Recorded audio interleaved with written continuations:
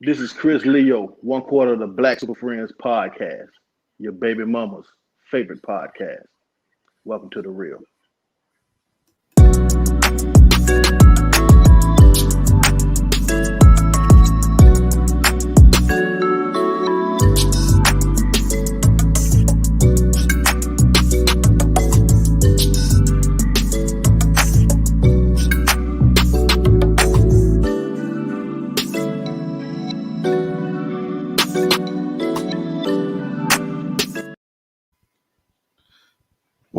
Well. Welcome to another episode of the Black Super Friends podcast. I am filling in tonight for D. Horace Towns. My name is Mac Tastic.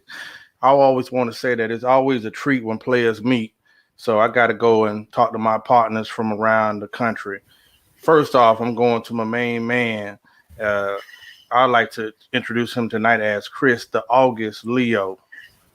Thank you, my brother. You had me at August. I'd like to thank you guys for showing up again this Monday night. We wouldn't be nothing without you. I appreciate you. We love you. Black Super Friends forever. Remember, Kings live forever. All right, I'm going up top to the brother that I can see tonight. And I'm just going to call him the ladies' man as he adorns the latest polo fashion from this season. Thank you, my brother. I'm thinking about changing my name to Leon Phelps, just giving it a little flair so they know how to address the ladies' man. All right, well, get your attorneys on deck. All right, go up to the bottom. Last but not least, Super Mario Sr., one of the realest jokers that ever step out of Palm Beach County. Now he's taking over the Southeast. Welcome to the show, brother. Hey, man, I hate to miss last show, man. I was in the air trying to get home after an extravagant weekend, man. I must say, I truly enjoyed myself hanging with the fellas, man. If you was anywhere in the vicinity, you missed us, you missed a damn good treat.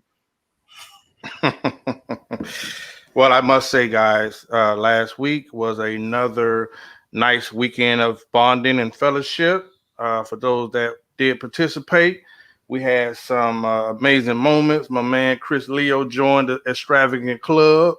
Is what bosses do. Right. It's gonna forever change how he facilitate the game. So yeah, I'm happy for my bro.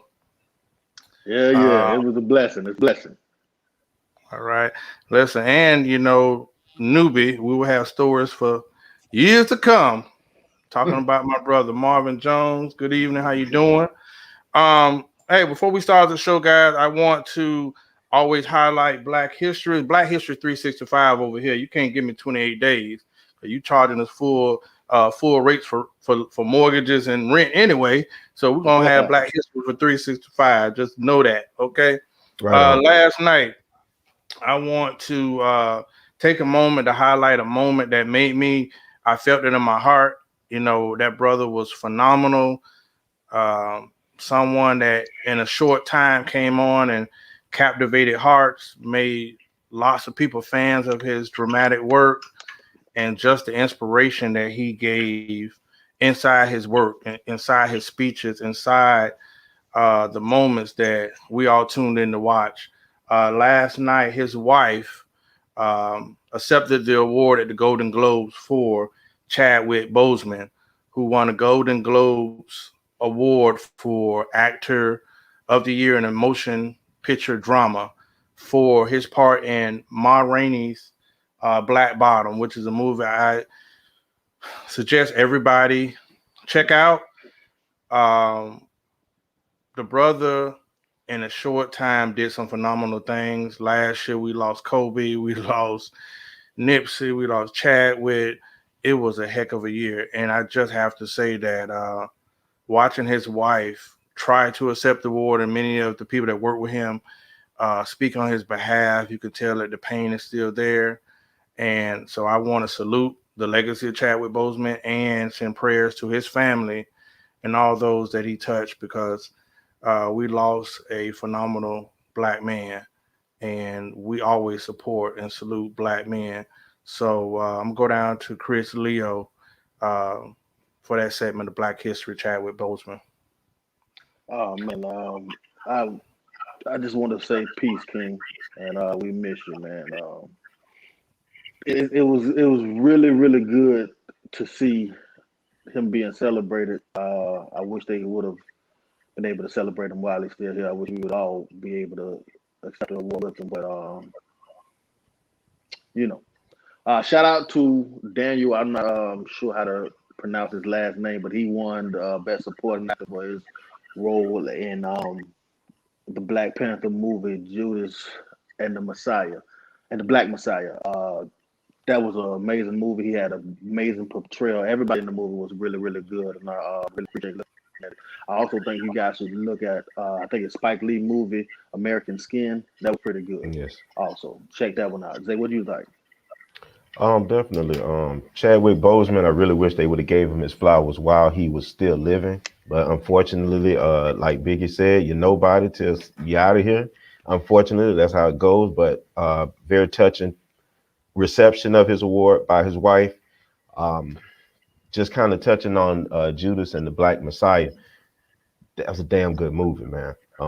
Again, I urge, and like I said in the last segment, I didn't get a chance to get that much background on that civil rights leader at that time prior to seeing that movie, and it made me just want to dig into it deeper. But it definitely brought me that excellent job on screen. What about you, Hart? Yeah, I want to say congratulations, and I think it was well overdue. And it always sets me back a little bit when I think about, man, it seemed like he was just getting rolling. I know he had been acting for a while, but you know how you work so hard at something and you finally become like almost an MVP. Like you had a breathtaking role in Wakanda and on the Black Panther, and then you come back with that. The Spike Lee movie by the Army. I can't think of the name right now. I remember that one. You know what I'm saying? It's just like, the blood is like back to back. Like you just did great. You know what I'm saying? It's like you didn't even get a chance to be the person, you know what I'm saying, to grow so we could see that next Denzel in the making. You know what I'm saying? That's what I thought you was leading to. So it was just, it was a great thing, but it also kind of made me say, man, I want to give shout outs to all the people who doing such an amazing job while they're here. And that's what I got from that, man. It was I got it on two ends, you know what I'm saying? But a point with that, Hart, that Denzel had something to do with his schooling too. I think he paid his tuition or something prior to him even being the person that he was. So that's just dope inside itself. Yeah. Paying it forward. So he was on his way to be, I feel like, the next Denzel had, circumstances not taking him out. Well, we definitely miss you, my brother. But that brings me to a segue from things that Black men lead in. Entertainment is one, and also music. In rapper news, Bobby Shmurda home.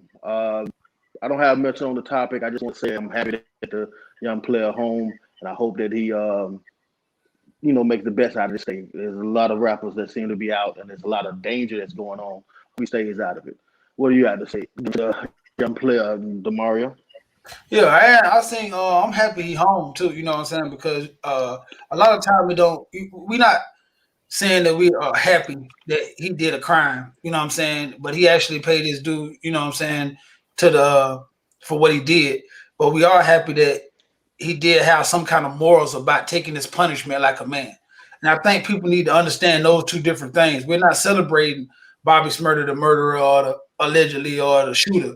We are celebrating that you did the crime, you felt sorry, and then you took yours like a man, and then throw other men, you know what I'm saying, under the bus. And I think accountability is what the Black Super Friends stand by, and we preach daily. So we'll be remiss if we didn't highlight him taking accountability for what he did and coming home. And I might say the first couple of videos I've seen of him home, turning down liquor, staying with his close family, doing stuff like that, I want to say I'm very optimistic about him being home, long as he stay out of long as him and 6ix9ine stay out of each other way.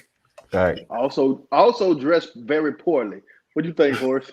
Well, I wanted to say, the highlight, man. I think when you go to jail, you'll see that they use the prison workers to do work for major 500 companies, right? And then they get out, they can't get a job. And most of the most smartest brothers that I know, the ones that I be in these brainstorming sessions with, have did a bid in prison. I don't know if it's the time to reflect or the time away, most of the most articulate, smartest brothers that have sharpened me, the brother that I talked to in the barbershop, have did a bid in prison. So redemption is big, accountability is big, but support systems are big. Why do I say that? When brothers come home, they got a hard time getting a job. Some of them get out with degrees and still can't get the support they need because that felon tag is tied into white supremacy, but that's a whole nother show. And the family, you need somebody to say, bro, that was 10 years ago. This is a different time now. So the only thing that bothered me and I can relay on is when he got out, the brother said he was in there with guys that got 30 years, 40 years, who ain't smiled. He said, but his energy made them start to liven up and loosen up a little bit. He said he was in there reading all kind of books, tax books, real estate books, business books. And the brother went in there sharpening his mind. And he got out, and like Mario said, he was turning down drinks. He ain't trying to turn up. And he said something to Quavo like, hey, bro, what's up with this real estate? And he said, Quavo's like, calm down, bro, you just got out. And the man's like, I just got out, but I don't have tomorrow. Like, feed me now.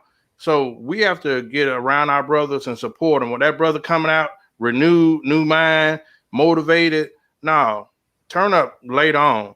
But let's support our brothers like Bobby and others. We don't.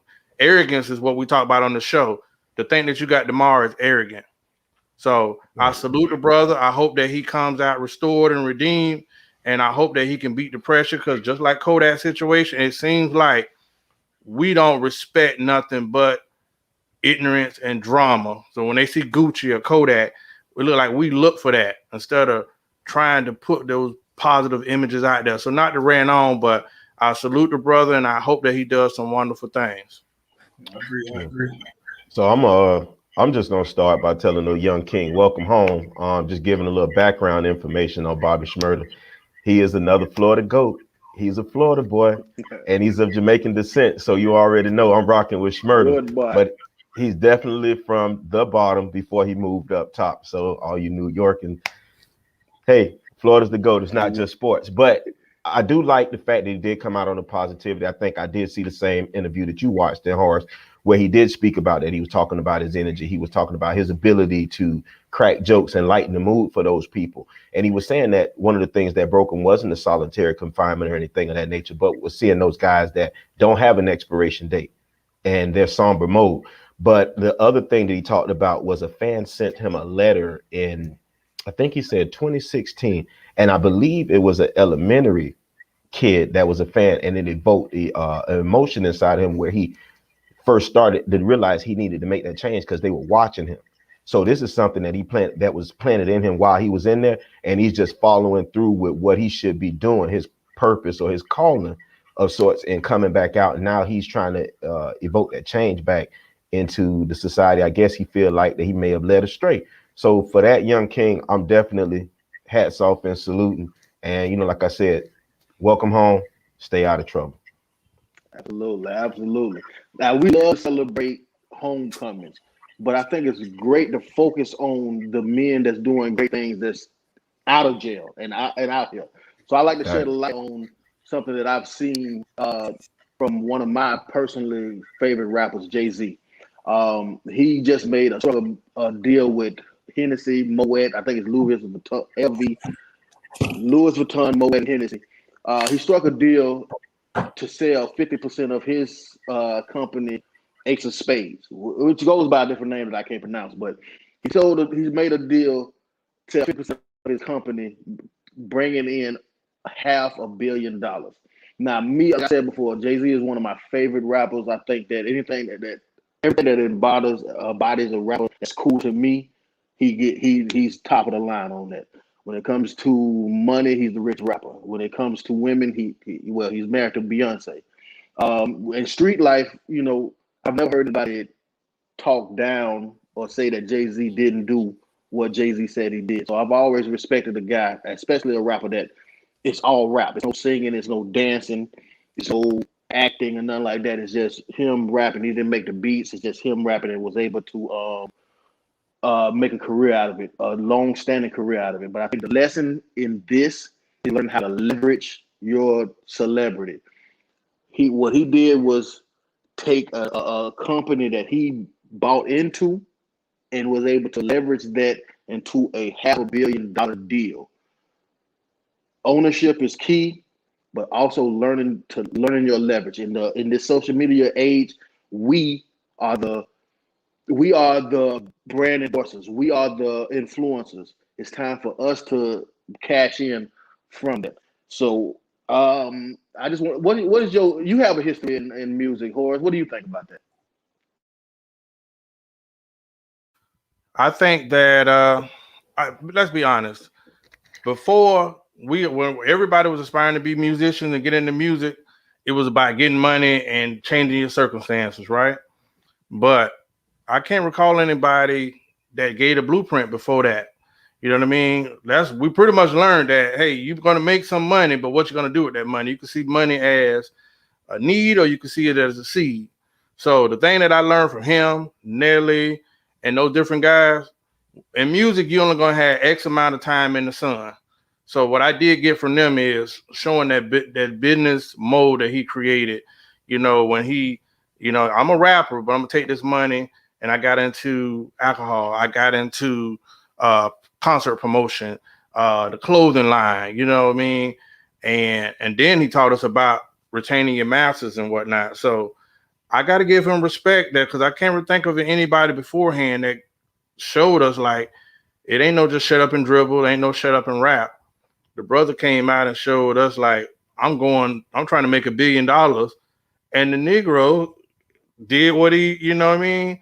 So I must say, if you look at any of his interviews, he will have you captivated. He's gonna have you sitting there. And the thing that I probably love about him most is I learned from him is do it. Because the people that you looking for validation, they're trying to do what you're trying to do. If I say I'm going to go and do X, Y, Z, why am I asking the people over here that's not trying to do that? But the first thing they're going to do is give you some discouragement or some doubt. You don't want that in your life. And to be honest, Chris, when I did start out, I got laughed at until they see me in a video here or there, or you know what I mean. And the same for nobody ever laughed at you, Chris, but when they seen you doing your thing, bro, the real ones felt like we made it. But you had some haters out there. I love them. You know what's funny, Horace? I watched you do that with comedy too. Yeah. They said Tudor gonna be at the comedy corner. He don't know how to crack no jokes, and then they went down there. And what you were doing, your thing. So the naysayers, the people that told you couldn't do it, and you did it. You even did the one on what was that, Clematis at the auditorium, or that theater that, and knocked it out the park. So definitely, I agree with you 100%, my brother. Appreciate it. Yeah, a bit of this story that I think that people don't highlight, because y'all highlighted the parts that was like amazing. But I seen an interview with him, and I respect Jay-Z just like y'all do too. But I always kind of listen to like what a person mentality is when they talking, and like what message are they trying to convey when they talking to an interviewer. Because when you sit down with somebody who interview you, most people who are good interviewers, they have a message that they're gonna try to give the audience, no matter what the interviewer is trying to pull out of them. Yeah. And no matter how much the man was praising him, he was like, whoa, let's get this understanding. I just had a hustler's mentality. I just want to take no for an answer. I didn't plan on starting Rockefeller. The record companies wouldn't give us a fair deal. So I went and said, shit, the same way I went and got a connect, let me go put my guys together and make a record company. And once I did, I knew how to grow anything because I had the people around me, tenacity, and I'm a hustler by heart, so I grew it. He said, we were young kids drinking Cristal, enjoying life, celebrating life. We had no idea of how or any plan to come up with any kind of alcohol deal. But when Cristal said that comment back in the day about them, they don't want blacks drinking they liquor, they don't want them promoting their stuff. He was like, well, now I'm taking back because I'm spending all my money promoting, and I have so many black people following my lead, and he never wanted to be a sheep leading other sheep to wolves. So he said, well, then know what I'm gonna do? I'm gonna start my own. And then he said he started with a little bit of arrogance just to say that we don't need y'all. But then after I seen that I can actually give jobs and everything like this. So he said on every level he went, when the door got shut, it opened up a door for him. Then he walked through it and brought everybody with him. And recently I was talking to a pastor of mine, and I think that's the heart of a shepherd. And just to know that he has that and he keeps going to different levels, I think that people got to understand, like what you said, that's in you and that's in us. So he capitalizing off it, like Chris said, and making these moves. But at the end of the day, every level is a different position that he bringing different people with him. And look how many jobs he created. Look how many households he feeding. So he went from hustling drugs in the projects, trying to look out for his homeboys, to actually turning the dial up and taking single family home or below the poverty level homes to middle class homes to some even millionaires. And I think that right there, as a black man, don't get highlighted enough, because he is actually changing this diaspora of poverty in the black community one deal at a time. One deal at a time. Not the music is amazing. I was about to say, one of the things with Jay-Z, he got a bunch of one-liners that are very catchy. But that one where he says, "I'm not a businessman, I'm a businessman," through the roof. Yeah, you feel me? So, and he's showing you that, and that's what we're seeing. You see what I'm saying? So I commend him on. I definitely like to see that growth, because as Tudor said, with the blueprint, nobody's actually shown us that. And he actually made an album called The Blueprint too. You know, kudos to that. That way ahead of his time. But beside what I'm saying, Cube did it, but Cube didn't do it to his magnitude, because Cube has been Cube Vision and doing things, you know, whenever they shut a door in his face, he's been doing it. But I guess maybe Cube's demeanor probably keeps him boxed in. Jay-Z doesn't have that, and he's that growth that we're seeing, man. That's a test to young men coming up that he can do it, I can do it. And I think we need more of those men in today's society. So I definitely hats off to Jay-Z for that. Also, that Perch credit app thing, I was looking into that. That's huge. The small things like trouble and credit are the same. Small things can knock you out of the balance, and you can be doing good, and you get no type of justification. Well, with this Perch app, things like Netflix, things like Bad Cop, things you're going to pay every month are now impacting your credit score and is going to lift it. And I know he did that for our people. He had to, because ain't nobody else spending money on them type of things and need that type of help like we do. So another hats off to him for that Perch credit app. Chris, not to cut y'all, just to say to y'all, kings create kings. Fact. A lot of times, real people, you do something, you don't even realize till you didn't did it for a while that you've created a blueprint for others. And I say that to y'all, when y'all started on this journey, we just thought, you know, y'all trusted and y'all got on this journey. And now the validation that y'all getting, people like, bro, we see y'all, we see what y'all doing. We had a few laughs when you started this journey, and look at y'all now. So I want to salute y'all on that. Well, here's the thing, fellas, it starts somewhere. It has to start somewhere. And what I'm saying is, we have done it. We all started a business here. Zay is a barber. He helps run the tax service. My brother has always been an entrepreneur. You got Hardy over here. He is the CEO of Hardy Homes, home inspecting. Horace, it's so many to name. I'll let Horace talk that, but he was one of the first people to show us business and how to operate things. But I have to give myself a shameless plug as the owner of King Services, doing business as pickup. King Services, the shirt that my brother over here is wearing. As an owner, Jay-Z is one of my role models and one of the people that I look for inspiration. When I started this company, what I wanted to do was start a company, a service-based company. When I was researching starting in business and entrepreneurship, it said if you can save people time and money, you will always have a business. And I decided that I was going to take an idea from my head and create a business from it. I tell guys all the time, the job that you're working, if you can do it and make someone else money, you should be able to do the same thing to make yourself money. So I was working in a warehouse. I studied logistics. I seen trucks come, pick up stuff, and take it to the destination. I said there should be no problem for me to be able to do that. And I also wanted to start something that's very cost efficient, where I didn't have a overhead besides paying for the truck that I already got to drive. Is no overhead. Most of the profit is mine. Now, again, I wanted to save people time and money. So if you want to save time and money, call Pickup. That's Pickup on Instagram. And our motto is, if you got the buck, I got the truck. We pick up in a pickup. That's about Hardy home inspection, Demario. Hey, that was a good line. I got to get you to write me one of those slogans, man. Come on, man. That was a good one. Well, I think the same thing happened. You know, I was working. I had worked for a while, got to management, and then seeing that I still wasn't feeling purpose driven. So I was feeling like, man, I'm okay. I'm making more money, but I still feel kind of empty. And I had a passion for fixing houses and doing, construction and stuff like that. But I did not want to get back into the hotness of the sun. So I said, what can I do? What can I do?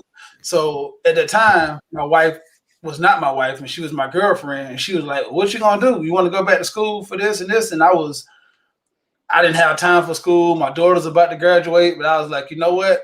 I'm going to do it. So she found a home inspection class. And then I went took a class and got a home inspection degree. So when I did this, I was like just blown away because now I'm back in school. I'm 35, back in school, learning. I'm going to work full time, and I'm like, man, I'm coming home sleeping every day. But I'm so captivated because I never knew what a home inspector was. I knew what an inspector was, and I knew what, because I've been on a bunch of construction sites, but I never knew this. And I was like, man, there's people getting rich out here because it just so happened my teacher was a black guy. So he was telling me all the good stuff, and then he happened to be from Tampa, Florida.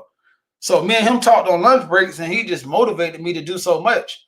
And then when I was graduating and we had to tell, our business pitch, I just thought about how hard it was for my mom as a single woman to get a house. And I thought about like, well, who did she have do her home inspection? Did they care? Did she just pay them? Did they just give her anything? Because my mama don't know what to look for in a home inspection. She didn't know what to do. And I thought about like, dang, how many people are getting screwed over out here because the bank makes you get a home inspection before you purchase a house. But a lot of people don't know the difference between a home inspector and adjuster. They think those are the same, or appraiser. They think all those three are the same things when we actually do different jobs. And a home adjuster, just to let everybody know, is your insurance blanket and could be your bargaining tool. So if you don't like the price, or if anything is getting distorted, if you find any kind of, blemishes in the house or anything like that, and you want some money off, then you call me and I go through your house like a fine tooth comb, and find every problem you got. My company is located in Atlanta, Georgia, but I service all of Georgia, South Carolina, North Carolina, and I think Mississippi. I haven't traveled there yet, but that's with the license. But no, that's right. Even if you don't choose me, because I know a lot of my friends are from Florida call me, and I don't want to go alone. I just want to. Black home buying is it's on the rise right now. But a lot of our parents, our uncles and stuff like that didn't own homes. We rented most of our life. So we don't have no knowledge in this. So I take it as a personal feeling of great happiness that I can get to go into somebody's house, especially I service anybody, but when they're of this color, because I knew how hard it was to get that loan, they really pay attention to your home inspection, because a home is the biggest loan you're going to probably take out of your life. So even if it's not me, make sure you do your due diligence and check whoever your home inspector is. But if you're in Atlanta or in Georgia, anybody who need a home inspection, Hardy Home Inspection and Consultants, because I do consulting work too. Call me. I'm one call away, and I have your home inspection back to you in 24 to 48 hours, guaranteed. Thank you. It doesn't rhyme, but okay. Yeah. That's what we got you for, the jingles. Hey, before you buy that house, let Hardy check it out. There you go. Oh, there we go. We got Horace too. You can't forget. I had no jingles in the cut. Mine is a little bit different. So I took the scenic route to actually get to where I was going to be. I've always been an entrepreneur, and my story is a little bit backwards just because I started off doing like gifted classes, advanced classes, things of that nature. So when it ultimately came time for me to graduate, sat down with the parents to talk about, Zay, what your next move was. Well, Zay had picked up, God gave Zay a trade in about the 7th or the 8th grade. Thanks to our other good friend and brother, Mr. Norman Wright. We were getting ready for picture day. He said, Big Norman had left a pair of clippers. He was like, I ain't got a haircut. I don't either.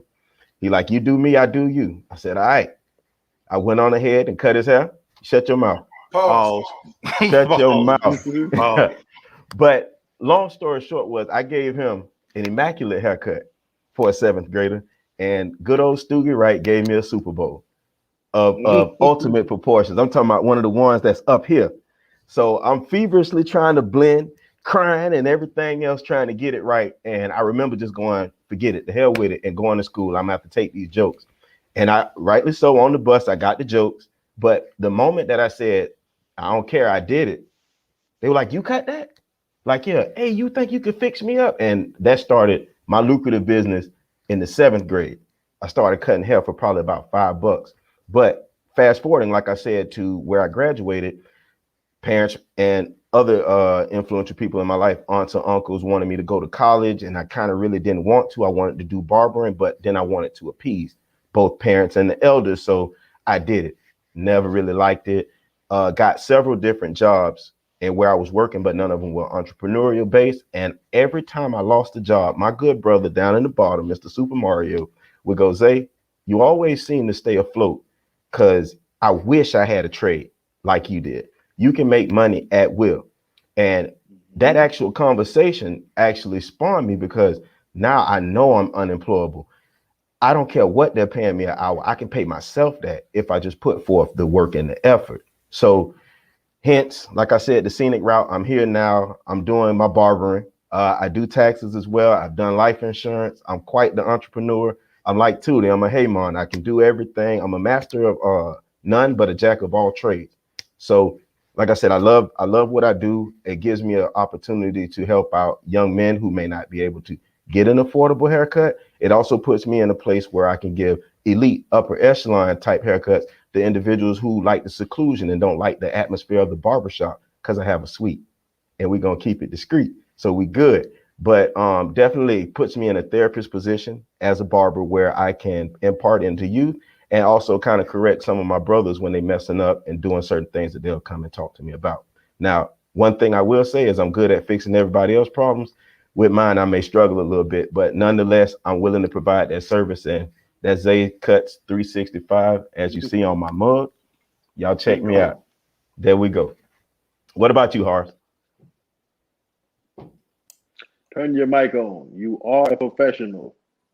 Listen, I will simply say that I have business, and I choose not to share it tonight. You know, with the way this COVID is going, I'll probably start dancing for a fee. You know, people can't get out to different. Look at you. I got you, suckers. Whatever. Hey, listen, I want to ask you guys something. Sure, I know you ain't talking.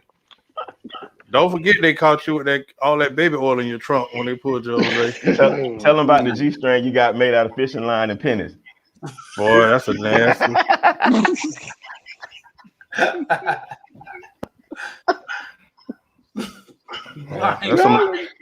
That's some Jamaican stuff, to be honest. Really. Hey, let me ask you guys something, right? I got a lot of hate mail last week because I had put up I put up a video, and you know, we got the date doctor here, and all of us give advice from the male perspective. You know, we're not women, we're just talking from the male perspective. And I asked you guys, I said, why do women have a hard time accepting advice from men about men, despite them never being a man? And 3 days ago, I got like 3, 4, 5, maybe 5 messages from on the BSF line to talk about the Kevin Samuels clip that I had put up, right? But I was telling ladies, like, they're all consistent. He gives it to the women just like he gives it to the man. And I think we think that even though his delivery might be harsh, he does deliver some truth, you know. And I was trying to ask you guys from the last comment. We shared a comment where he talked about the women. I mean, he talked about the guy, blah blah blah, and then he talked about the women. But I wanted to ask you guys, through all of that, why don't women take into consideration what men want? And that's what he was saying in the gist of that, you know, like you're giving me this list of entourage, but why don't you listen to what I want? And I want to ask that in that sense before I can have it for editorial purposes when we replay. So the question is, why don't women take into consideration what men want? I'm going to Chris, the August Leo. Please give me your expertise, sir. Okay. I know there's going to be a news flash, but I'll get a little feedback. I know it's going to be a news flash, but no one gives a damn what we want. No one cares about what men want. And that's just how it is, especially as black men. No one cares about what we want. But what I think black men need to do is start to make a distinction between want and requirements. Wants are for women and children.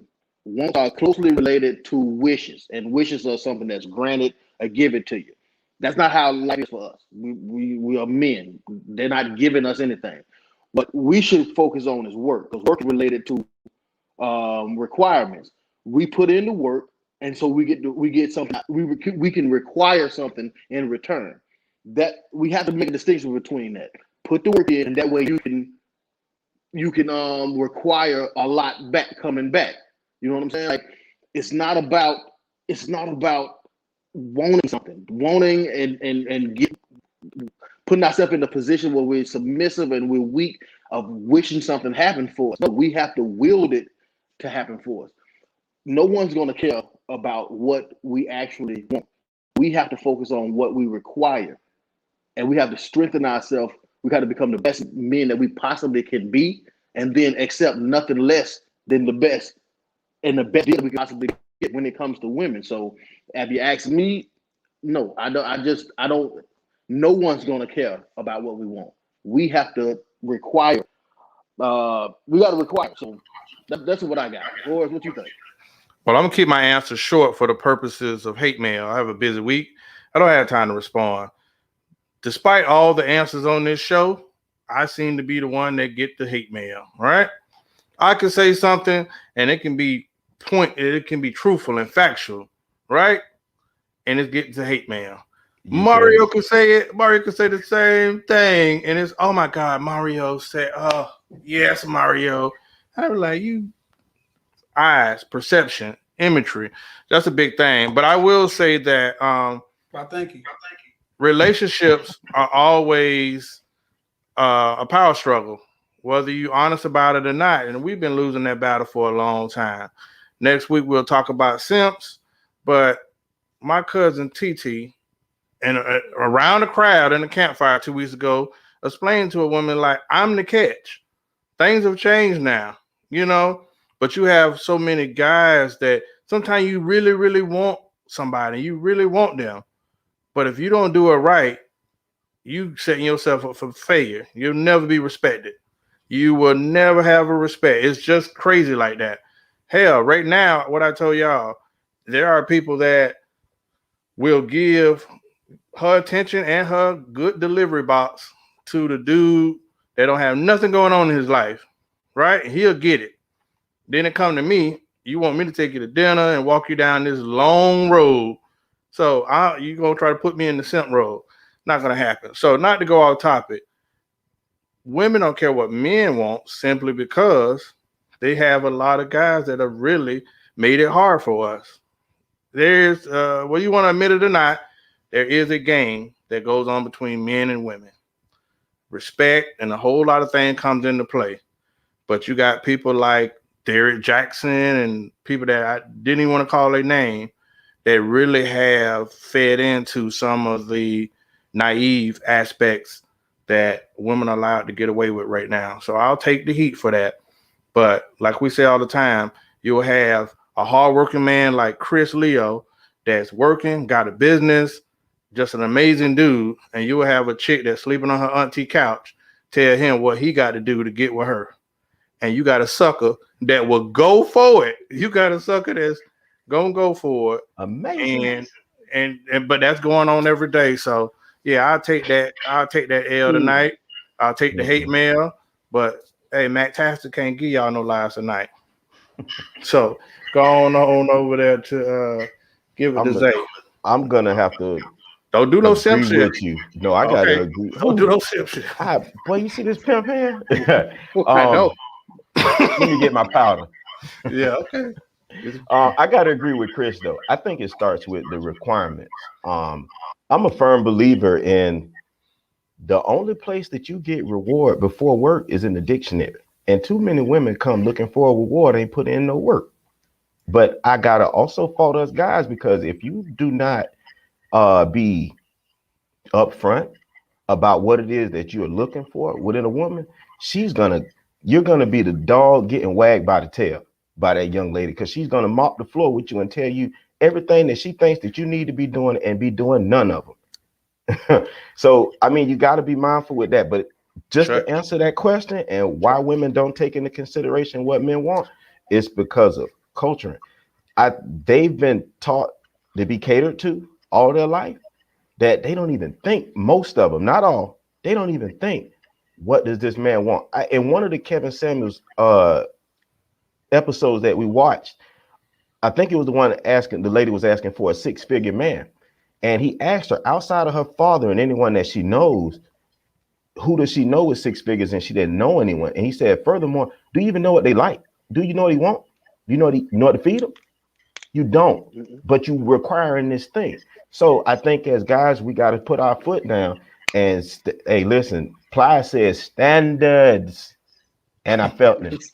Okay. So if you want to understand why women don't take into consideration what men want, is because you haven't put forth your standards, fellas, standards or requirements in the words of the great illustrious Date Doctor.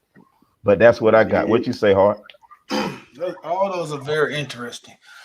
I think that most women don't I'm gonna piggyback off of all y'all. I think most women don't give a damn, excuse my French, about what we think, because we emphasize the box so much. See, they think all their power come from between their legs. So they feel like I don't have to do nothing but be fine and have a good coochie, and that takes me to the mountaintop already. So no matter what, it doesn't matter if I don't cook. It doesn't matter if I don't listen. It doesn't matter if I go against you. It doesn't matter if I'm combative. If I look good, because all men want is that. And when it's partly our fault, because all we focus on or all we put out there is, man, she fine. Man, are you trying to do everything to have sex? So the only thing a man can't give himself is some coochie. So a woman know that. And so she uses that as the golden glove and say, it don't matter what you say, because you still gonna want this. It don't matter if I cuss you out, because you still gonna come back and send me roses. It don't matter if you're wrong. You'll just say you right because you still want this. And I always tell men, if you stop focusing so much on sex, you can see where your power lies. The same thing with marriage. Like right now in the dating world, if you go into a relationship saying, no, I've done the work, I'm ready to be married, I'm looking for a queen, then your demands can go up. But when you go in, walking in saying, man, I ain't trying to get married, man, I'm just out here, man, player, then why would a woman take you serious? Then she's going to be just fooling you around because she sees no light at the end of the tunnel. See, at the end of the day, our power comes from us, what we put our emphasis and interest into. Right now, if you tell a woman, I don't care about your sex, I care about this, and this, or I'm going to move on, then I think they'll start caring about this, and this. And not so much of, I can do whatever I want because I have a cat. And I think that when it all boil down to it, that's what they really think. Like, it doesn't matter. That's why, because I see so many dudes take so much stuff off women because of that. I see so many good dudes with women who getting bamboozled because of that. It's the simple fact of she has that. And sometimes it's not even about that. It's the allure of that, because it's wrapped in a pretty box. And truth be told, it might not even be all that. Because I don't have some women that don't look as good. But when you unwrap that box. And at the end of the day, she don't give my ego that boost I need when I walk into the club with this fine thing over here with these pants. That's what I'm saying. So we as men, if we take a step back and say, bro, we are more than just sexual beings. We care, we love, we want to be valued, we want to be respected, and we push that to the front and say, no, we're not tolerating that no more. And I think that's almost a little bit of what all y'all was saying is we really start just stop saying we know our worth and start showing it, saying, all right, bro, I can get coochie anywhere. When I got that mentality, the power, it's like I used to walk with a light now because it didn't matter. Because I understood that, like, yeah, you're not going to just tell me I can have sex and not take anything from you. I can have sex a lot of places. And it's going to be a woman out there who's going to respect me, who's going to love me, and she's going to give me sex. And I'm going to go for that one rather than just you telling me to take what I want. But the second thing is, a lot of times as a dad of a girl, I think fathers kind of perpetuate this whole mode of living for young girls that they can have anything they want. That's my princess. That's my little girl. That's the star of my life. Don't tell her no. Don't date a dude like this. I hear a lot of dudes, because I was one of those dudes at once. I'm going to give my girl the world so she never have to need a man. So she don't need a man until I start thinking, man, I'm creating a monster because somebody else's son is going to have to get with my daughter. And that's when I came to the question, and I wanted to ask y'all the questions. I know Tootie don't have a girl, but he does a lot with his nieces and other women that he knows. Especially, he helped my daughter a lot through school, all of our daughters. So I want to know on the Kevin Samuels video, this woman brought up this point to say that that the women are being treated this way. So I want to know, as fathers, brothers, and uncles, do we play a major role in women being unrealistic on their wants and their needs, and just even thinking that they can have everything in the world by just being a woman? Because I know for a long time in my life, I was pumping that into Jayla because I didn't want her to depend on no other man, and I wanted her to focus on her life.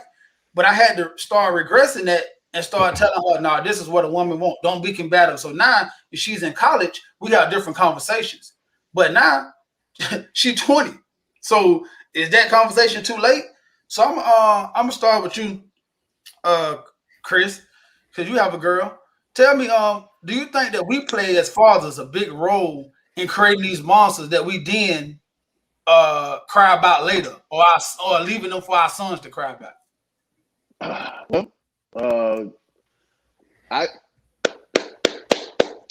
want to commend you, my brother, because what I see you doing is trying to find a way to hold yourself accountable for a problem that you didn't create. I'm just gonna be honest with you, and that's what black men normally do. We try to find a way to hold ourselves accountable and fix the problem that sometimes we didn't create. We didn't do this. At the end of the day, we on this show, I hear us say a lot that a woman can't teach a little boy to be a man because she's never been a man, and it's the same thing on our end. We cannot teach a little girl how to be a woman. And if we can't teach a little girl how to be a woman, then we damn sure can't teach her how to be a wife. That has to come from a woman. That all those lessons can come from. We can tell our daughter what we want, but then you gotta think most of the time that when she's growing up, those are the conversations that we're supposed to be having with those kids. By the time she gets 16, now maybe you should have those conversations. But then you as a father, you're in protect mode. So the way we do it is how we naturally supposed to do it, because we can't depend on another man to come in and take care of this job. We have to get her to the point where we parent on a level of how is she going to be able to take herself when I'm not here. You know what I'm saying? So that's how we parent. This is a female job. This is a female has to show her how to be a good wife. Her female has to show her how to take care of a man, because we don't know. We never even dated a man. We're sure not married to no men. So how could we ever teach her that? This is something that the best thing that we can do is pick a woman that when our daughter sees her, she sees that. That's the only thing that I think that we can do to remedy this situation, is pick a woman that if our daughter's around, see them acting as if they're a wife, see them as a good woman, because there's no way of us doing it. And I applaud black men, and I applaud you for trying to hold yourself accountable, because that's what we always do as black men. But at the same time, this is not we can't do anything about this. All we can do, all we can do is try to pick the best woman that we possibly can pick to show our woman. But the women have to do this. That's just my opinion. What you think of that, Mario? I'm gonna follow up with you, Chris, just because I too have a daughter. So I'm gonna take responsibility because I think to a degree we are at fault because we do preach these things to our daughters because they are our princesses. Hence, you call yours Cupcake. Got Pumpkin over there, Princess here. You see what I'm saying? So those names already, once we start, we're starting to show them that route that we're talking about. I will say it was a chick that I was dating, very spiritually influential young lady who said something to me that made a lot of sense. She actually got me to convict myself a couple of times and check myself. And what she said to me, because she saw me catering to my daughter, she said, Zay, I know you love your daughter and everything, but Zay, you're the man that you are because of the no's that you heard in life. And I was like, damn, that was an epiphany for me. And I started to institute those. So what you're talking about, Chris, we can teach them certain things. We can't teach them everything because we're not women, but we can teach them what a man is looking for, what a man doesn't like. You see what I'm saying? Or is not going to take seriously in life, because we got to start that path too with the men. You did hit on another good point though, because I think that that's very, very key too. As leaders, we got to lead by example. And a part of that example is like what Mario did, getting married, showing her the love that we're talking about, showing her the loyalty, that responsibility of what it means to be with one woman and what a woman who does the things that a man wants can receive. Remember I said, the only place you get a reward before work is in the dictionary. You got to show them the work that they got to put in so that they can get the reward. The reward that we want them to find is not a father figure that we are. We're going to support them, but we want someone that's going to take the reins from us and take care of them. It's a conversation me and Hardy had about his marriage. He's like, I'm her husband. She has her father. I'm going to make sure that she's good, but if she needs anything other than what I can provide, that's what a father here for. He's gonna make sure that she's good. He's gonna make sure. But I took the responsibility of, I married your daughter. I'm gonna make sure she's good. All that extra bells and whistles, if you want to do that, fine. And I said, you know what? I didn't even think about it like that. But those are the things that I feel like we got to teach our daughters so that they don't have this misconception of I can do what I want, say what I want, act how I want, and I'm supposed to get. You're never going to get that unless you put in nothing but work. And just me as an entrepreneurial father, that's all I ever show her. Work after what you want, but don't be a sucker. That's the only thing that I can teach her from a man's standpoint. I can't teach her how to be a woman. What you got, Hart? Well, let me tell you guys something. Matt Tasker says this tonight. I'm gonna give you an example, and I really want you to hear this. I have dated 3 women, right? One of them didn't know their daddy at all. I did not even know how problematic that was until I was in a relationship, because there's a lot of unhealed, unspoken conversations that I had to deal with. So she couldn't value a man because really she didn't have it. Then I dated a woman who father was on substance abuse, right? So that was another issue, right? But then I did date someone, and I won't give too much detail, who had the mother and the father, right?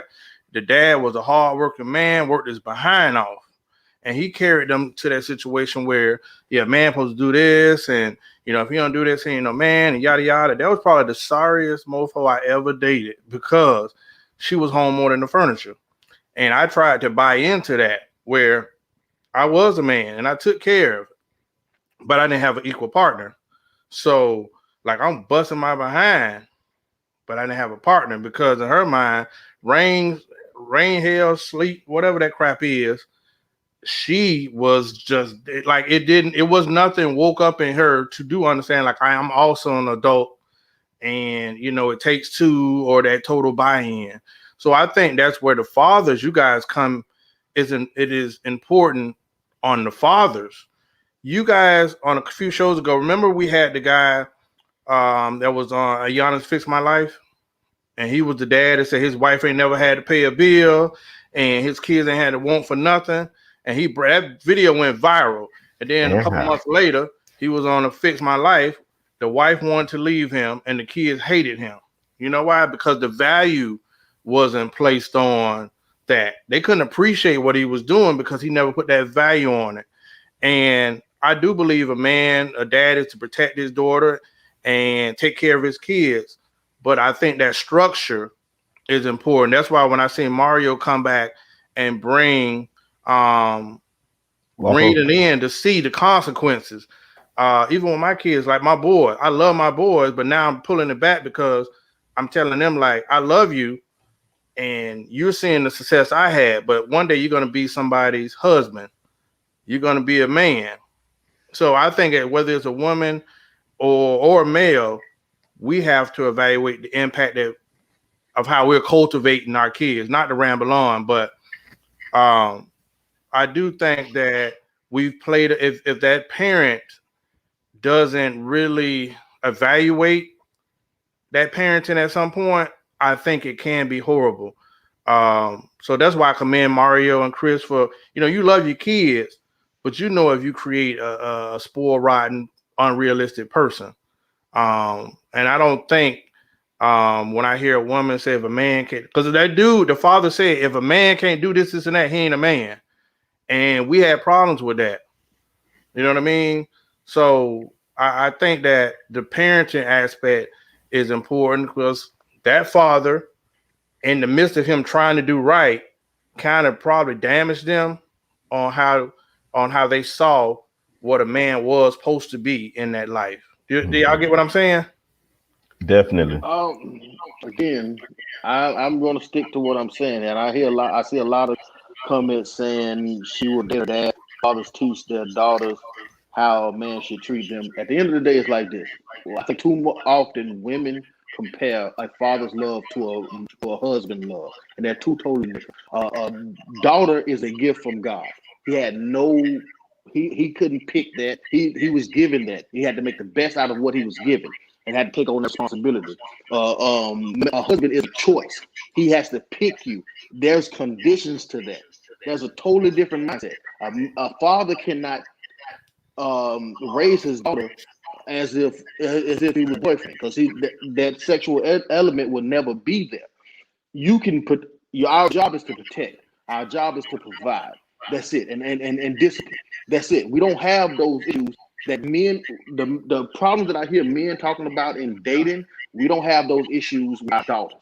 My daughter doesn't fly off at the mouth at me. My daughter isn't uncooperative with me. So we're talking about issues that we can't fix because we're not in the. It's a totally different dynamic.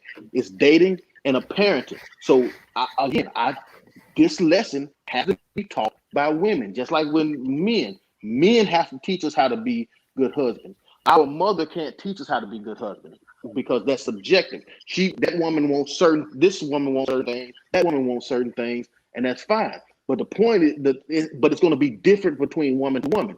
A man need to teach us how to be good husbands. A man need to teach us about man stuff. And that's in the same thing in these relationships. They need to see women being positive and talking and respecting and cooperative with men. But they need to see this. I think my point was not so much on like the obvious negatives. I'm talking about right now. Talked to Jayla the other day. She was like, "Well, Daddy, I didn't have to worry about nothing with you. So if that's what I'm just how you raise your daughter." This is for my daughter. That I didn't have to worry about for you. So I'm not dating no man who I got to worry about at any point in my life for stuff. I don't have to ask you for stuff. You just put money in my cash out. That's coming from my daughter. At the end of the day, right now she's in college. She's gonna be dating a dude, no matter what. The mindset that you comparing the two worlds is you thinking that he has to be any entity of me. It's wrong. And if I say that, it's right. But I'm telling you, she's telling me her thought process came from the man in her life that she loves the most, me. So she was saying to me, this is where I get this thought from.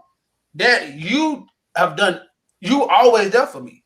So why would I accept anything else? And she thought she was telling me that it's like, shit, I got the best dad in the world. And I was telling her, understand this. The man who you're going to meet is not me. I'm going to be double their age. So the stuff that I learned, you didn't know me then. So got to understand the stuff that I want. So you're right. I can't teach her how to be a wife or a woman, but I can teach her the intimacy that a man might need or might want, but a woman can't tell her that I need. Like Jaleesa can't tell her that sometimes I come home and I just want you to say, man, I'm proud of you. Like, cause she don't know if Jaleesa, she's still learning. That's my point. It's like right now I'm telling you that sometimes, baby, a man just want to hear that you're proud of him. Like, feed into his dreams. I'm not telling you how to. I'm telling you that kind of stuff. Like, I'm not telling you to run. I don't have to worry about my daughter talking back and slapping no man. But I'm talking about structural building of good foundations of relationships. I'm talking about that kind of stuff right there. Like, I want you to be able to say, pray for him daily. Like, pray for him because he's going to be your leader at some point. And if you trust him to lead him, because if you take his hand in marriage, then he's going to lead your household. So if you feel that way, don't matter what I feel and nobody else, if you feel that way, you need to start, as a woman, you need to start doing these things. Her mama might teach her that. Her mama might. But as a man, I'm telling her, and I'm trying to raise my son to be a better man than me, and I'm trying to raise my daughter to be the best wife she can from a man's point of view. So she can get a woman's point of view on how to be a woman and a man what he wants point of view. If you put it together, and I think it'll create a good wife. You gotta be a professional, my brother.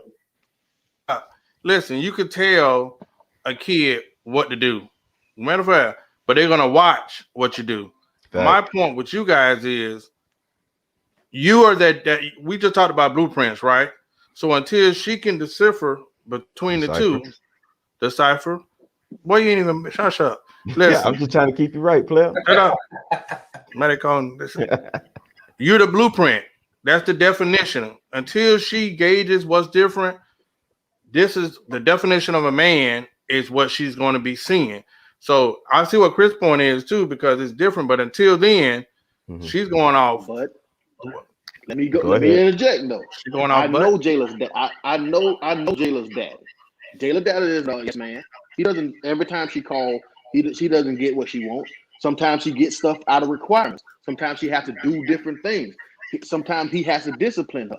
So at the end of the day, yes, she's right. She should get a man like her father that's going to look out for her. Every man that takes a woman in should be his number one priority should be looking out for her. But just like the Mario right, you're proving my point. Well, stay right there. Stay right there. What you just said is my point. Right now, your point was this: Jayla was given to me. That's not her daddy. I'm her daddy. So all these lessons I'm teaching Jayla, that's my responsibility in life.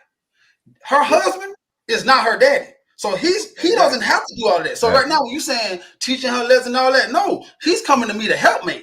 He's trying to get somebody, a woman who supposed to know most of it. Like, you don't want a woman right now you have to raise up like you're raising Kylie. So he don't want that either. So right now, I'm teaching Jayla so she can be equipped to meet him and start hitting the ground rolling so they can start building together. Not him having to mold her and teach her and bring her and tell her. No, that's coming from me. So them two different levels. That's what I'm saying. Like, he chose her. I made her. The way I take it is this. The image that she got saying that a man should be there for me like you. I'm saying the way I see you do it is it's not yes man. It's not you get everything that you want. There's a discipline. If you want this, you have to bring that. There's requirements. So I think there's nothing wrong with. I think there's nothing wrong with that. I think the bad thing is to think that give her an example of anything that you want, you get. And I don't think you give off that example. So I don't think there's nothing wrong with her saying, yeah, I want a man like that, because you don't give off the whole, just I'm your genie, I do everything you want. There's requirements, there's conditions, there's a lot of things. The way that you do, the way that you effectively parent, it should be similar to her relationships. That's the part I'm saying. But I'm saying she never seen it. One more thing, I'm gonna let you go. I seen Jaleesa mom and daddy, right? So I was like, I wonder how.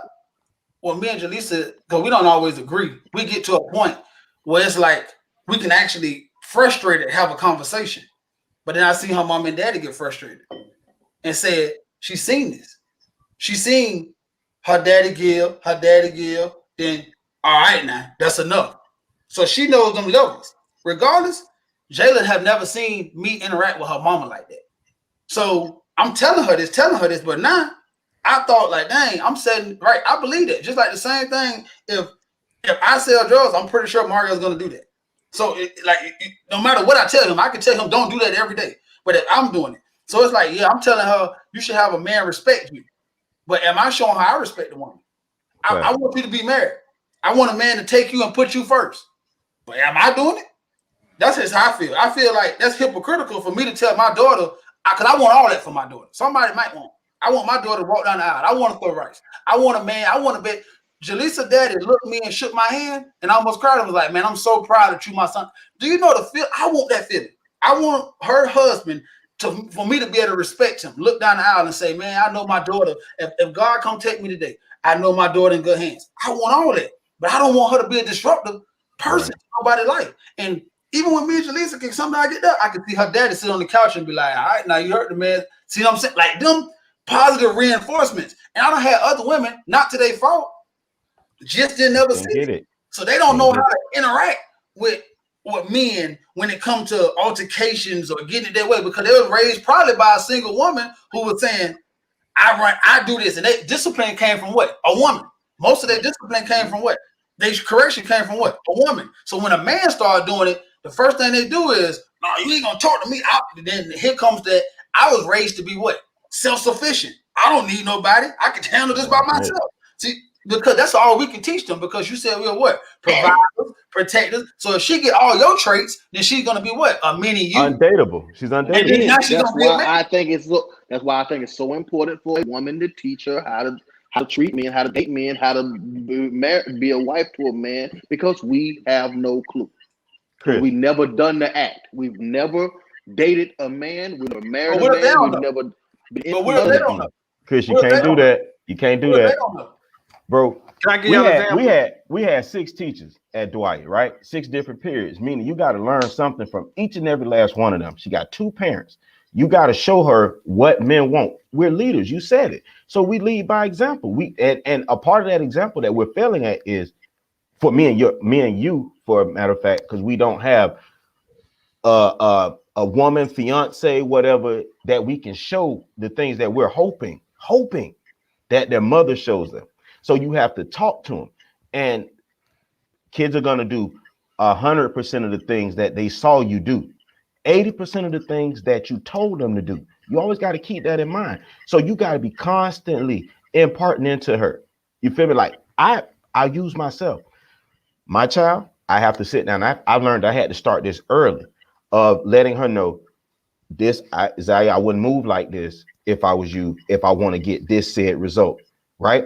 That's going to trickle down through everything in life, whether it be a relationship, a job, whatever the case may be. We got to teach. So we have a responsibility of sorts as fathers. We just can't say, I paid and I did this. Like that it's a meme that we passed that said there's a man that's going to pay all your bills and take you in everywhere. That man is your father. That's who we are, Chris. The man that she's going to need, that she's going to be in a relationship with, you got to teach her how to be there. With him and just be a helpmate. Please. Let me give y'all an example. I don't know who this gonna benefit. We were gonna talk about simps, right? The celebrity couple, you got Sweetie and Quavo, right? Remember that? Y'all know that couple. Right. Okay, whatever. Mm-hmm. So listen, the girl had a modest moment where she was saying that she learned, even at a young age, that she had to learn that Quavo taught her about love, which was foreign to her because of how her mother, not having a daddy, and how her mom raised her, and her mom kind of gave her that finality to be like, just get what you can out of man. And she's seeing how her mom interacted with men, like nothing was stable, nothing was, like here today, gone tomorrow. So that's why I'm saying the parenting is such a major factor when it comes to these relationships, because you can look at this, even though we're supposed to talk about simps with that, look at the role if of a dad was involved in that situation.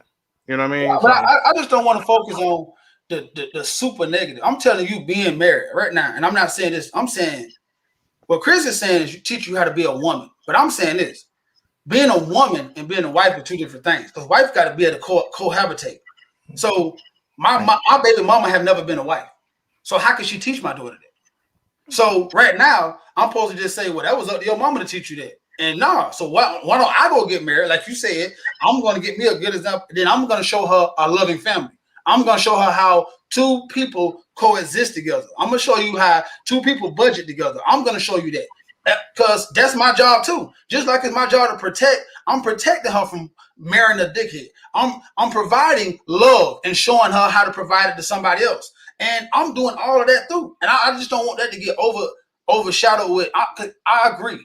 All of us are in our kids' life. So my daughter never gonna say, I don't know how to be around a man. Right. Kylie is never gonna say, she's never gonna be that girl smacking her. That's the drastic side. Never that. But can she sit down and say, I know how to really, really diffuse a situation and talk it out? Because I seen them do it. I seen my daddy at his maddest, but I see them still come back and hug and love my mama. I seen my mama think my daddy's the worst person in the world, but she still kissed him on the forehead. That right there is that can't be taught. They got to be shown. And I seen it, and I just realized that because I never seen it. But when I see Jaleesa, mom and daddy interact, and I see, okay, you get a little patience with me because you've seen this. You've seen this all the time. Like you've been growing up seeing the goods and the bad. And as I started talking to her father, I started saying like, yeah, me and her mama went through this patch and we went through this and I was working too much and I had, see what I'm saying? But she's seeing like her daddy coming home like, man, this job. And her mama having to just on the couch. So now she know if I come in the house and go in the room, baby, it's up, she'll peek her head in there and say everything okay. Nobody talk. She's watched this. So if another woman get with me and don't know to do that, that's not her fault. She just don't know. So I just said I don't want to have my daughter at a disadvantage, especially if that's something I want. So I want to be married and I want to show her that. I waited a long time in life. So like y'all, you know this. I raised my daughter all the way up to college without getting married. But I wanted her to see me walk down the aisle. That's why she went to my wedding. I had these talks with her before I got married. Like, why? She asked me questions like, why Jaleesa? Why this? Okay, see what I'm saying? I mean, I'm saying because y'all daughters are a little younger. I had to start like, man, I was doing a lot for her, but I wasn't really teaching her how to love. And I want, above all, I want her to be successful in everything. But I want my daughter to walk down the aisle like Jaleesa did and feel that what Jaleesa told me she felt when she walked down the aisle. I want that for my daughter. It's okay if she get money because Jaleesa got money. It's okay if she get a house. Jaleesa got a house. But when she walked down that aisle and the feeling that she told me, I want that for my daughter. So if anything I can do to help, I want to do it. That's all I'm saying. You know what I'm saying? I feel like as men, sometimes we get so wrapped up in protecting, because I'm going to speak for me. I was trying not to get her, I was trying to keep her off a pole and not pregnant until college. You know what I'm saying? That was my main objective. But then I didn't want to raise, and I see so many women who don't have no kids who 30 and 35 and not on no pole, good jobs, make good money. But if you ever was to get them, they cold. They don't even know how to be affectionate. They don't even know how to give men attention or love or compassion without sex because they never seen it. That's foreign to them. And that's what I'm saying. Like, I purposely hug Jaleesa around my kids. I purposely say, hey, baby. I purposely send them flowers. You know, that's who I'm saying. All that kind of stuff. I ain't never think like, man, I'm never showing. So she don't, how would she know? That's all I'm saying. Why I said the only thing that I believe that we could do is pick a woman that shows her that. Right, I agree with that. We have a strong focus. We have a huge task at hand. Just like you said, keep her off the pole and things like that. That's a big job, especially in nowadays time. So I think that we need to focus on that. It has to be a collaborative effort. There you go. Women has to show girls how to date, how to be in relationships. Like, we at some point, why can't we say, no, I'm gonna take care of this and you take care of that? We have to assign this to people. I want the responsibility of talking to young men. I want that responsibility. I don't want to shy away from it. I want that responsibility of telling young men how to treat women. I want that. No, we're not. No, you women have to show little girls how to be cooperative with men, how to date men, how to be in relationships with men, because you guys are the experts at it. You know, you do it. You've been doing it your whole life. But they ain't been doing a good job. Ain't you gotta abolish the city girls? I don't think they are. My point is, I don't think they are. And maybe my lack of trust, and I'm not gonna leave that up to them. Fact. If I can do anything to interject, I'm gonna do it. That's all. Correct now. Yeah. You're gonna be a father, and which is the best. You're gonna be the best father that you possibly be. But as far as when it comes to when she gets grown, because that's when she's Right. probably going to get into the relationship. That's it. What you get up to then is all you can possibly do, and you really have to focus on things that's really, really. I don't know where you prioritize that. I have no idea. But I think most I'm saying this. we Like right prioritize now, her City survival girl. with or without us. I'm That's saying number this one right thing. now. If this is right now, you and Zay got daughters. Mhm. Right now, if y'all not married by the time, I'm not saying married, I'm saying in a relationship. I don't like to use married. Right. If y'all not have a partner that y'all really engage with, Well, and then y'all girls get to the age where they going through that, Repeat the how can they cycle. respect your advice? Fact. Yeah, but Like- because of the work I've put in my whole life, I've It shows always no been. fruit. It shows no. I'm Boss and saying leadership. right now, I would never talk to a dude who told me I worked a job, but on entrepreneurship, a dude who told me he was a manager for a company over a dude who ran his own company. Yeah. Like that's two different things. I'm saying you know how to date women. Great, you're dating women. I'm saying right now, Kylie gets married, and her husband is doing. That's my point. This is her husband now. Wow. See what I'm saying? Like right now, I ain't trying to be funny. I love my mama to death. When I talk to married women and to this in deep, that's why I have to go talk to my stuff. You see what I'm saying? Like different people know different stuff. And until you really done been through stuff, you're gonna be like, I don't think you're gonna be in depth know how to walk her through certain things on marriage. Because marriage, I'm telling you, it's way different than dating. It's a different level of pull and tug. You see what I'm saying? I'm just saying If that happens to me, she definitely has Uncle Mario that I can send her to talk to. If it's just unfortunately I don't get into the relationship and I don't get married at that time, I got great friends that I can send them and let her talk to them and have a conversation. That's the best that I can do. My job is to make sure she stay off the pole and make sure she's taken care of. I think her mother can handle that. I think that her mother's friends should handle that. I think that my aunt should handle that. I think that my sister can do a great job in showing her those things. I'm gonna rely and believe in the women in my life and the black women that's around. I believe that you guys can do it. I have faith in you ladies. Black girl magic. We're gonna Straight take up. Right. Iron gonna sharpen iron. Eventually, we got you though, Chris. Well, this then turned into another episode of Baby Daddy's Corner on the Black Super Friends podcast. What? Sound like you hating. Boy, it sound like your throat. It sound like you've been abusing your throat. Cause I'm sitting hearing you swallow pretty loud. You done blew a gasket out, boy. There's other ways to make money, son.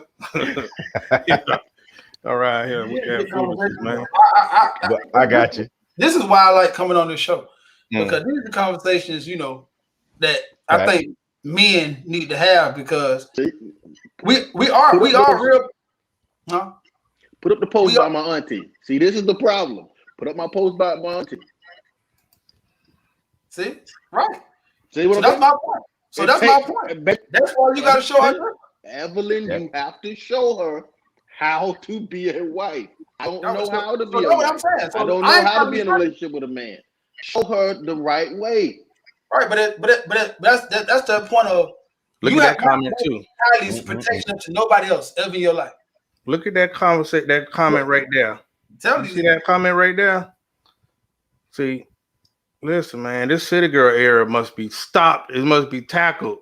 I'm just telling you what. See, I'm gonna let rewind this video because I was once that dad was like, when Jayla walked across the stage, I felt like, man, I did it. Then I started thinking about the next step of her life. You don't talk to the daddy. So then it's like, okay, right now my daughter's finna graduate college.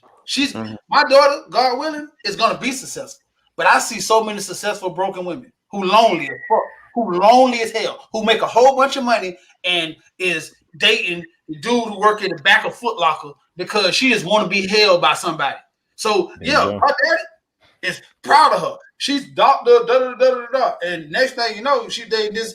My sister is a fucking engineer with 3 degrees. The first dude she brought to my daddy's house was an aspiring rapper who didn't even know how to count bars. My daddy was disgusted. But then I had to say, what did she learn how to pick? Like how? Like see what I'm saying? Like it's like that kind of stuff right there. It's like, listen, those women empowerment things be full of single women, and they have them every Saturday, every Sunday. When I seen, look, just like you, when I got exposed to the Kevin Samuel Phenom months back, it's in the shockwave through me too. I started to think, well, shoot, 1 out of 4 women getting married. What about my daughter? It scared me too. But again, in my mind, I'm thinking like, what can I do? I can only teach her what I would like and what I think a man would like. And then there's certain intimate situations that I don't know.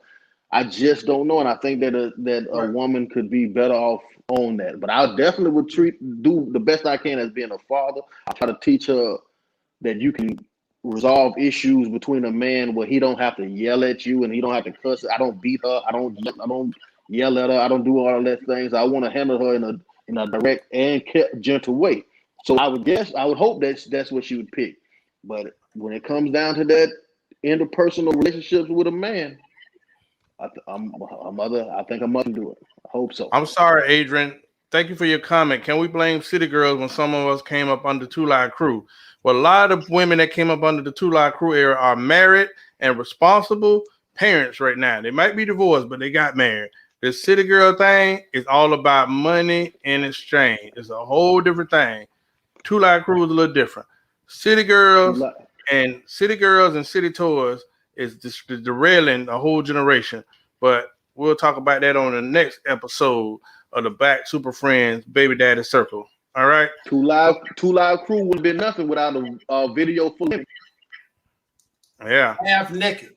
Yeah, half naked women. Two Live Crew wouldn't have sold Neon Record if it was just them, a chubby agent and Luke and all. No, they wouldn't have sold a record. They sold records because of women being in the video dancing half naked.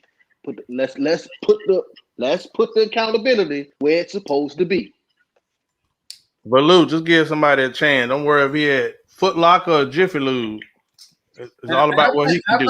They telling people the girl at Dunkin' Donuts don't turn your nose up to the guy at Foot Locker. That was the point of that. That was I'm saying. I'm not saying that a woman who did on this level. We're saying that's what Kevin Samuels be preaching. The woman who has nothing to offer demanding a Porsche when she can't pay the insurance on it. Damn loan to pay. I think that I want to have a Kevin Samuels moment and say 9 out of 10 Instagram girls are frauds. Send that hate mail my way. They're selling what they can give you. That's right. And it's working.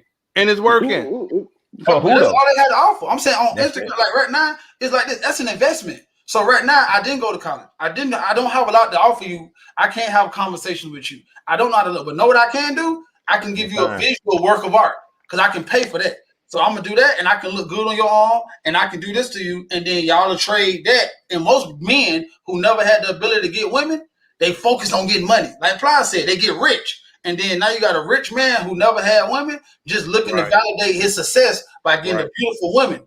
And there we go. Right. And now you got a train with. Right. And you got a whole bunch of chicks. Listen, you're right, because you got a whole Instagram society of people just trying to be chosen. I want women. If it's so, because it's not rough out here. A woman, I don't want to keep us going on. I told this woman this week, she gave me some hate mail too, Horace. I hear you, Lou. And she said, "Well, you give me good advice and thank you, but you need to talk to your Black super friends and get them to be able to get a woman." I said, and this was my reply. I honestly think none of them are having a problem getting a woman. Matter of fact, I believe the minute, hour, and second they decide to get married, they're going to be able to do it. I believe now also that they're going to be great husbands if they choose to. But the key word is choose. Choose, choose. You don't have that luxury, my dear. You are the chosen, not the chooser. So it just she watches the show all the time, and she still was saying, like, talk to y'all. Like, no, your problem is that you want to be the chooser. When I'm sorry, when you was in the line and God was handing out things, he gave you a split instead of a pole. Hey, I'm sorry. I didn't make up these rules. These rules are made before me. before me. So don't get mad at us in this era because we just fall in suit. You know what I'm saying? I think that a lot of time women will say, like, that's why it's so easy to think about it. Men this. But I don't know too many of my homeboys who want to be married, who not. But I got a lot of good homegirls, a lot of good women who I will vouch for. Good clean girl. $1 bill. Yeah, the tide has turned. I'm just sorry to tell you, the price of meat has went up. Supply and demand. Oxtail prices. Woo! It ain't too Remember, much. Listen, it's a lot of people looking for that last piece to put on their chessboard. And guess who it is? It's the king.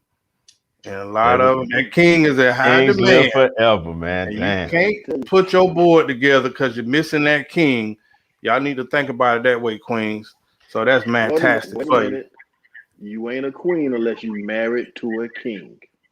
Bam. Boy, look at the spirit using Chris, the August Leo tonight. Man, that is phenomenal. Pass the collection plate. When We when thank God tonight. the word, you got to say amen.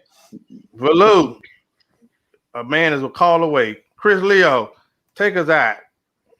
Doors of the church are open.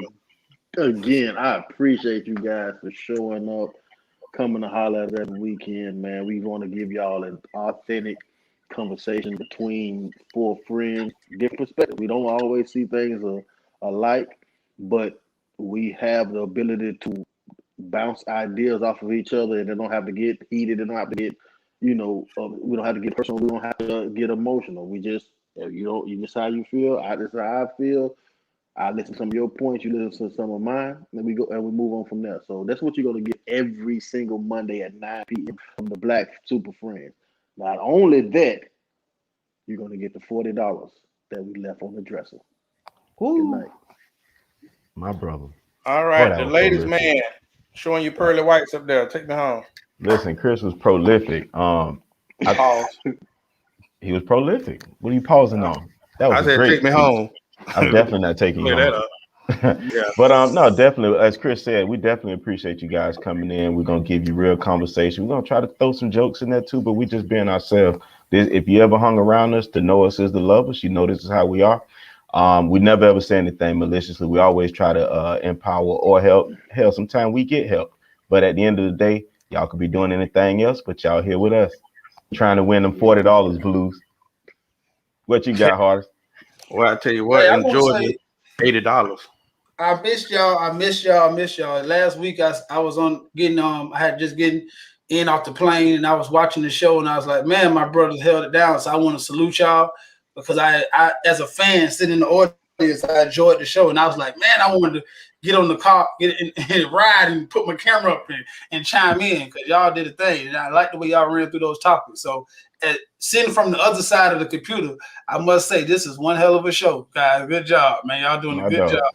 And I'm very disappointed in our fans because I thought so much highly of y'all. My co-host, Chris DeLeo, asked nicely as he could somebody please send in a video of a question and we will answer. Man. I thought by now our DMs would flow it over, but I ain't lost hope yet.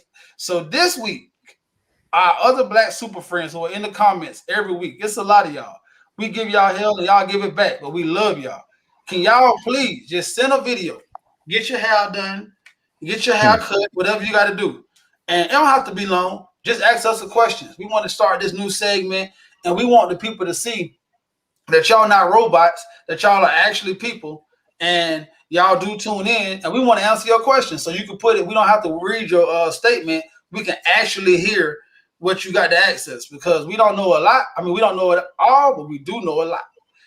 Thanks again for joining us on Monday night. Well, closing out as Matt Tastic of the Black Super Friends podcast, I want to say to Jules Stutz, the market ain't bad. And to Valu, it hasn't crashed. It just ain't in your control anymore. So either you're going to line or get out the line. It's a bull market, baby. Yeah, listen.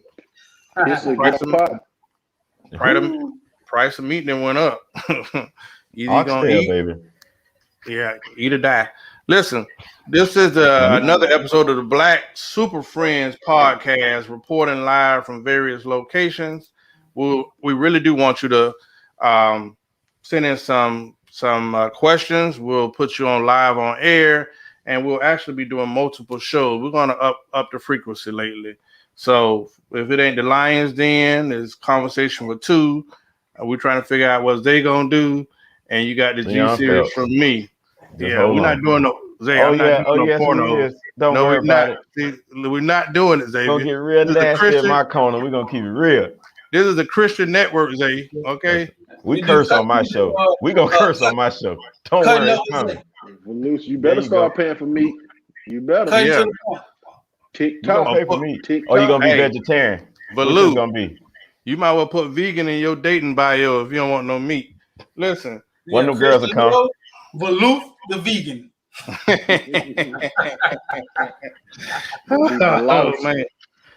One of them girl boys are swaying by. They on that healthy kick. I'm speechless, man. Listen, we're gonna up the frequency. We're gonna be doing a lot more shows. So make sure you share this episode. Hey, get the YouTube link, Facebook link, send it to a friend, do a watch party, because this show really was impactful tonight, and we really want to keep all of our core fans before we go to syndication at some point. So check it out for the comments, and the comments keep going on. But we will catch y'all next week. Welcome to the Black Super Friends podcast. Balloons, get a man. Luke needs some Uber Eats for some meat.